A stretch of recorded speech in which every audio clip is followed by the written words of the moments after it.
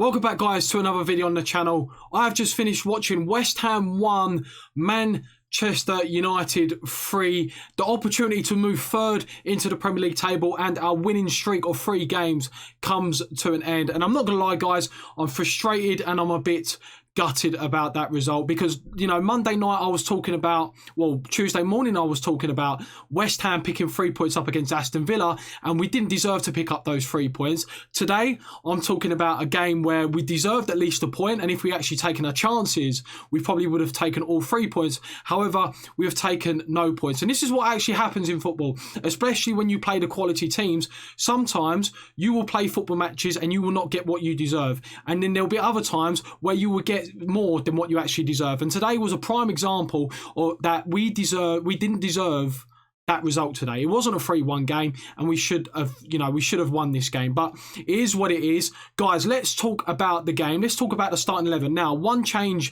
from the team that played Aston Villa. Sebastian Haller comes into the team after it was reported that Antonio was out injured. Now, let's talk about the first half. I absolutely loved the first half performance. I really did. Intensity was there. Passion was there. We were winning the first and second balls, and the team as a collective were pressing higher. Manchester United are very known for taking too much time on the ball, for dwelling on the ball in their own third, and we utilised that very well with Haller dropping deep to try and tackle the deepest midfielder, with Bowen coming inside and Fornals coming inside to win the first balls and win the second balls. And we played very, very well, and we had so many chances that I've actually probably lost track, but I'm going to try and remember as many as I can throughout the video. Now, let's talk about, Bowen. Bowen had Telles, especially in that first half, on toast. He really did. He was going in and out. He didn't know whether to go. He didn't know whether to stick. Bowen was fantastic in that first half. He really, really was, and he was causing Manchester United all kinds of problems. Now, the chances that, everyone's going to allude to is Haller. Haller should have made it 2-0. Okay, he took it around the goalkeeper. In my opinion, he probably done the right thing in dropping Maguire, right? Because it is well known that he hasn't got a left foot. He dropped Maguire, then he lost his balance. Now, whether it was offside, to begin with, we don't know. He should have scored. Fornals had 2 fantastic chances. A header, both chances that, you would hoped he would do better, but he was very unlucky, especially the second one where the ball come across and he tried to toe poke it through the defender's legs, and because of the spin on the ball, it actually hits the post. But we were so good in that first half.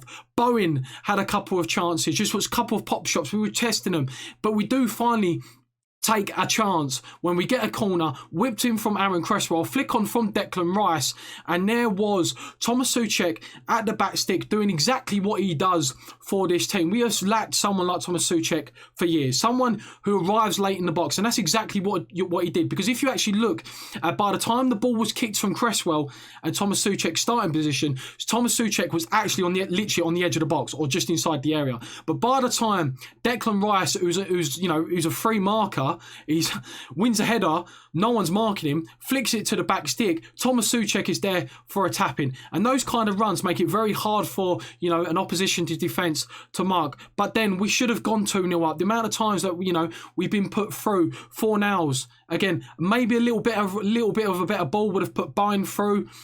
But guys, I can't really fault this first half performance. The only thing that you can fault, guys, is the composure in front of goal. We needed a little bit more composure because, guys, we should have won this game. We should have put this game out of sight. Yes, Manchester United come back in the second half, but we should have put this game out of sight. Haller had a fantastic chance. Fornals had 2 fantastic chances. There was a couple of times, we got in behind their defence, Bowen, but then Aaron Wan-Bissaka. Our desire and our drive to get to the first ball, to win that ball. Manchester United did not have a sniff, and Declan Rice and the defence were absolutely fantastic. Van der Beek, Pogba just could not get past our wall of Thomas Souček and Declan Rice. Declan Rice in that first half was phenomenal. He really was.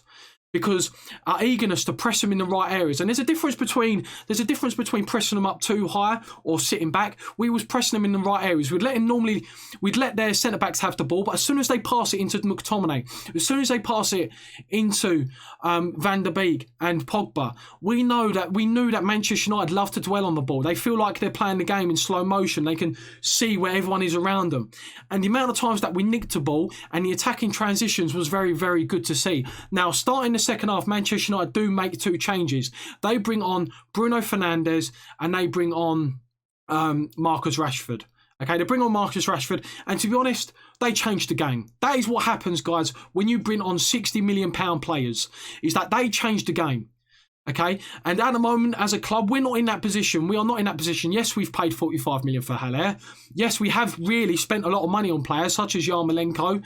You know, really, our transfer when we've bought a lot of 40 million pound players, Haller, Anderson. They haven't really worked out so far. But when you've got players such as Bruno Fernandes, you know, Mata, 40, 50, 60 million pound players, you only need a couple of chances. And to be honest, guys, can I really fault the goals that we conceded? Not really. Now, there's going to be a huge debate whether this ball from Henderson, who clears the ball down the line, Bruno Fernandes gets on the loose ball. He pulls the ball back for Paul Popper, who absolutely kills a beautiful finish in the top corner. Now, the first thing, was it out for a throw-in? Guys, for me, I would love to say, yes, it was.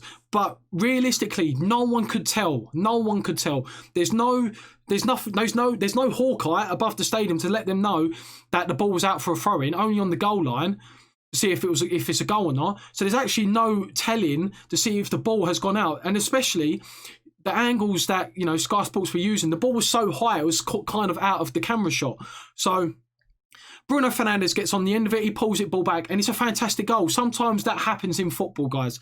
And whilst I do want to criticise a little bit the second half performance, because I do think sometimes we were a little bit passive, we were a little bit too cautious on the ball, especially in the first 10 or 15 minutes. We come out in the first 10 or 15 minutes before Man United's first goal, and it looked like we continued the same pattern as that we played the first half. We were higher, we were pressing higher. We had another fantastic opportunity again. When Haller brings the ball down, he passes it to Soufal, who pulls the ball back. And to be honest, I was expecting a shot. He had so much time. I was expecting just him to get the ball at his feet and hit the ball across the goalkeeper. However, he does decide to pull the ball back at the back stick for Jarrod Bowen, who unfortunately hits the side netting. And today, guys, today was literally just one team took their chances, one team didn't. And that is literally the story of this game. 5 minutes later, they go and score. It's a fantastic goal. Now, moving on to the second goal. It is another fantastic bit of brilliance by a young player who is destined to do great things in this game. Mason Greenwood is well known for his shooting ability. They liken him to Robin Van Persie. His left foot, his right foot. The ball actually is played behind him. However, he uses his left foot to sort of dig it out, to loop it back to his favoured right sort of position, so he's facing the goal. And it's a fantastic volley. And it's a shot that is central, and people would probably say, can Fabianski do better? But the sheer power on the shot puts the ball in. 2-1. Now, the third goal, for me, is where we should have done better. The first 2 goals, whilst there's a debate where if the ball went over, okay, went out of pitch, and the second goal from Mason Greenwood, 2 excellent individual goals. We do have to look at the third goal and be like, where could we have done better? Now, the thing, if you actually look at the goal, when the ball was passed from Juan Mata, it was a fantastic ball to, you know, cut open our defence. And Marcus Rashford, when he come on the pitch, Soufal did not know what to do. He did not know what to do. Marcus Rashford was absolutely excellent, and for me was probably man of the match because he changed the game just like that. And Juan Mata plays a ball through, and if you actually look at the still image, Soufal's a little bit caught too far forward, you know, and Ogbonna is a little bit too deep. And the worst thing that you can do against this Manchester United team is, you know, lose the ball in central areas. The pitch is split up into thirds. You've got the defensive third, the middle third, and obviously the attacking third, or the defensive third for Manchester United. The worst thing that you can do against the Manchester United team is lose the ball in transition in the middle third. And that's exactly what we did. We lost the ball. It come to Juan Mata, who played a fantastic first-time pass to Marcus Rashford, and he was well onside. Soufal was caught a little bit too far forward. Balbuena was caught in a little bit too tucked in. But the thing was Ogbonna was too deep. And Ogbonna was absolutely fantastic. And I forgot to actually mention that in the first half. Our defensive resilience in the first half, Ogbonna was what he done for that third goal, he was doing in the first half. When balls were getting played in from Manchester United, he was the furthest one, the one that was dropping 5 yards to head the ball away, to clear the ball away. However, sometimes you are going to get caught out. And that's exactly what happened with this fast counter-attacking Manchester United side. Marcus Rashford is through on goal. He dinks the goalkeeper. It's a fantastic finish, 3-1. Now, the one thing that I was very surprised about, now, if I was going to critique David Moyes, I feel like, you know, the 5-3-2 is fantastic. However, the substitutions that I would have made personally when we was 2-1 down is that I would have kept Jarrod Bowen on the pitch. Yes, he was fantastic in the first half. Second half, he was a little bit quieter, granted. However, he was threatening. He was threatening. There was a couple of times in that second half, especially the latter, like the earlier stages of that second half, the first 10 or 15 minutes when we got on the ball and actually looked like we were going to go score second before Manchester United scored their first. I was just expecting maybe Jarrod Bowen to stay on the pitch, maybe to withdraw a defender. However, he does stick on Benrahma and Lanzini and keeps the same shape. He takes off Fornals and he takes off he takes off Bowen. Now, I was expecting maybe to go a little bit more attacking. I would probably rather have lost the game 3-1, but maybe go a little bit attacking because we lost the game 3-1 anyway. But he does decide to stick to his guns. Now, the big thing that I noticed, you know, in those latter stages of that game, Benrahma. For me now, guys, I've seen enough, and I'm sure you guys have seen enough. Benrahma has to start the next fixture. Okay, we've been calling out for it. Bowen for me was fantastic, so I don't feel like you can drop him, especially for that first half. And there is a lot of debate. Fornals, Bowen. Why does Fornals get more criticism than Bowen? And it is probably because of the fact that sometimes his composure and his final decision making. That's for Bowen as well, because Bowen can be very greedy at times. So there is frustration on that part, but we've also got to take into account that we have got £30 million signing on the bench, who is about to be a £30 million signing, and he's got 2 assists when he come on. And again, he was very, very bright. And one of the first things that I noticed in our change of players, when we did go long to Haller, there was actually someone that was getting very close to him, and Benrahma was doing that exact job. He was getting very close to Haller, and you can actually sort of see a kind of a partnership flourish. You could sort of see, potentially what kind of partnership that this Benrahma and Haller struck, similar to what we saw in pre-season in regards to Diangana and Haller. Yes, it was against Ipswich, but we were seeing patterns such as Diangana getting close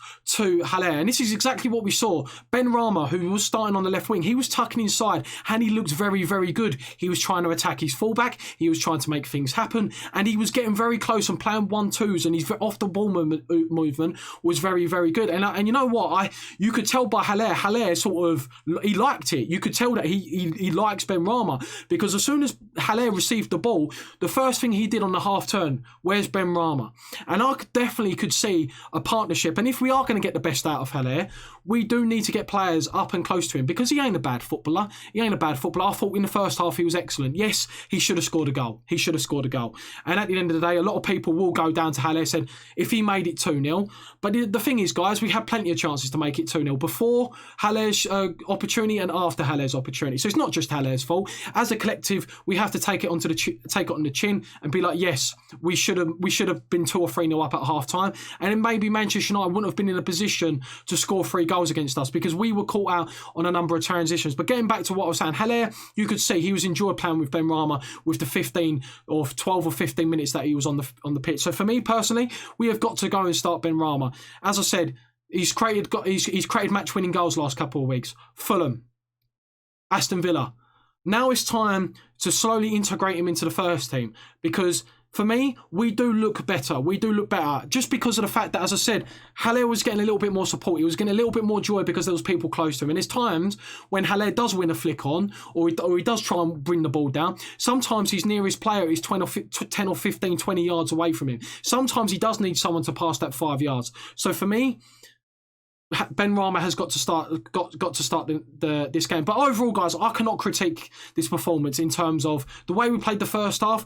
The second half, we started very, very well. But then I also think that sometimes when we are 1-0 up, we can be a little bit too cautious. We use the goalkeeper a little bit too much. Where in the first half, if that was in the first half and it was 0-0, we maybe take that slightly riskier pass. And for some reason, we sort of lose that when we do take the lead. So it is something that has got to be worked on. And as I said, the only thing really I could say about David Moyes is I would have liked to see us use the other formation that has been worked on the training ground. It is being reported that we are, using the 5-3-2, but we all are using the 4-2-3-1, which enables us to get more possession on the ball, maybe against the inferior teams, enables us to get Benrahma in the team or Fornals back in the team, and just now enables us to have a little bit more creativity in that team. And I would have liked to have seen that in the second half, especially when we went 2-1 down and before the third goal. I would have loved to have seen us just go a little bit more attacking, even if it was a cost of a goal, because we conceded a third goal anyway.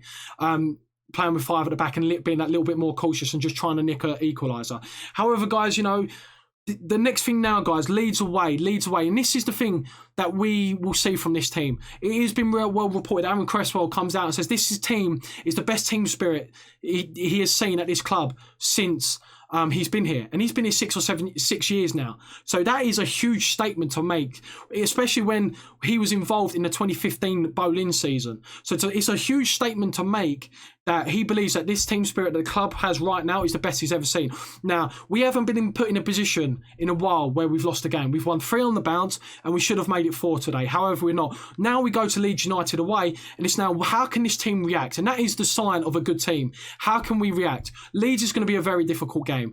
They're a promotion. They're someone that have been promoted from the Championship. However, they're a very good footballing side, and we are going to expect to not have the majority of the possession. We have got to be able to soak up the ball, but then go and hit them on the counter attack. Leeds United are very good at holding possession, but they're also very vulnerable in transitions and defending because they've conceded a lot of goals this season. However, they are very capable of scoring goals. So this is the making of the team. We've got the loss. We'll take it on the chin. Let's move forward to Leeds United. The only change I would like to make is I want to see Ben Rama. I want to see Ben Rama instead of Fornals next week. I like the combination play between Ben Rama and Haller. It did really look good and it looked encouraging. It looked promising. However, this is the sign of a good team. Can we bounce back? Even if we get a point or if we nick a win, can we bounce back? Can we be resilient? Can we go back to the team that, whilst we did get a little bit lucky, you know, maybe against Fulham, they missed a penalty, against Aston Villa. Sheffield United, again, it was a tale of two teams didn't check, West Ham took their chance, Sheffield United didn't.